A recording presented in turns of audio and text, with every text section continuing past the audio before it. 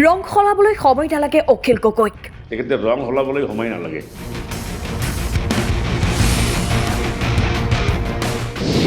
পানীৰ দৰে যিটো পাত্ৰত ৰখা হয় তাৰে ৰং লয় অখিল গগৈয়ে। যিটো পাত্ৰত যায় এই পাত্ৰৰে ৰং লয়।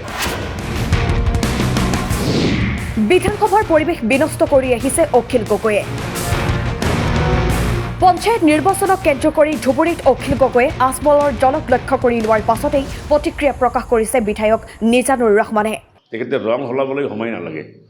তেখেতে যিটো পাত্ৰত যায় এই পাত্ৰৰে ৰং লয়। তেখেত অসমৰ ৰাজনীতিত আমি বিধানসভাত যিমান সময় পাইছোঁ তেখেতে অবাঞ্ছিতভাৱে পৰিৱেশ বিনষ্ট কৰে।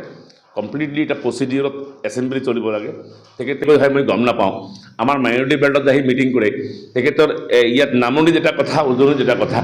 তেখেতৰ চৰিত্ৰ আমাৰ মানুহখিনি লাহে লাহে গম পাব। অখিল গগৈয়ে উজনিত কয় এটা কথা আৰু সংখ্যালঘু বসতি প্ৰধান অঞ্চলত কয় আন এটা কথা। পঞ্চায়ত নিৰ্বাচনৰ প্ৰাক্ষণত ৰাইজৰ দলৰ সভাপতি অখিল গগৈক এইদৰে সমালোচনা কৰিলে গৌৰীপুৰৰ বিধায়ক নিজানুৰ ৰহমানে। ইয়াৰ সমান্তৰালকৈ কংগ্ৰেছ দলত সম্প্ৰতি মূল্যবোধৰ ৰাজনীতিৰ পৰিৱৰ্তে দালালৰ ৰাজনীতি চলিছে বুলিও অভিযোগ তোলে বিধায়কজনে।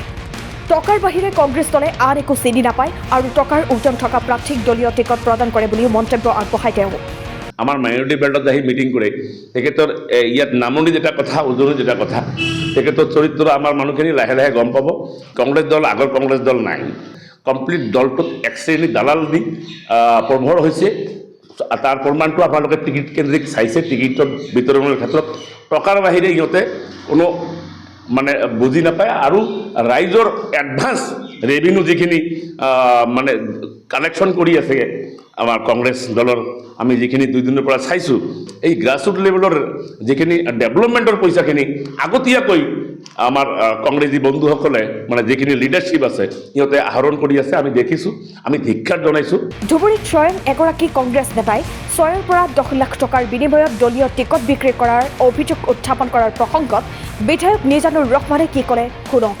সিহঁতৰ নিজেৰে চিপৰাং ৰাজনীতি আৰম্ভ হৈ গ'ল। ইতিমধ্যে তেখেতসকল কিমান মানুহ ৰেজিগনেশ্যন কৰিলে।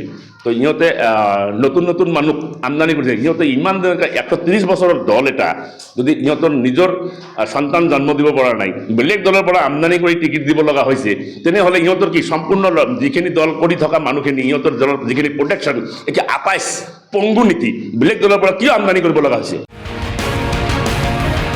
পৰ্বতচূড়াৰ পৰা নুৰ ইছলাম শ্বেখৰ ৰিপৰ্ট, নেশ্যন এনি।